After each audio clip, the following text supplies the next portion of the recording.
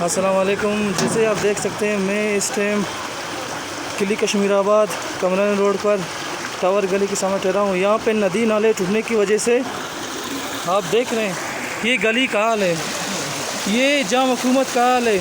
लानत तो वैसे हुकूमत पे जो ये रोडें नहीं बना सकता, ये नालियाँ नहीं बना सकता। आप खुद देख सकते हैं, आप खुद देख लें। इस हुकूमत को हम लोग क्या वोट दें? इस हुकूमत को हम लोग क्या वोट दें जिसने हमें बर्बाद करके रख दिया। ना नालियाँ बनाते हैं ना देखें, ये सेवरेज सिस्टम है हम लोगों का, ये गली का सेवरेज सिस्टम है जो बुरी हाल तक मतलब कोई बनाने वाला इसका नहीं है, ना एमपीए है ना एमएनए, कोई भी नहीं है यहाँ पे। ये इनकी वजह से आप देख सकते हैं इस गली का क्या हाल है। यहाँ पे ना कोई बोलने वाला है ना कोई सुनने वाला है, ये आप खुद देख सकते हैं। देखें ये गली का हाल है, 2 फुट तक पानी रुका हुआ है, किसी को भी कुछ पता नहीं कि यहाँ पे क्या हो रहा है क्या नहीं हो रहा है।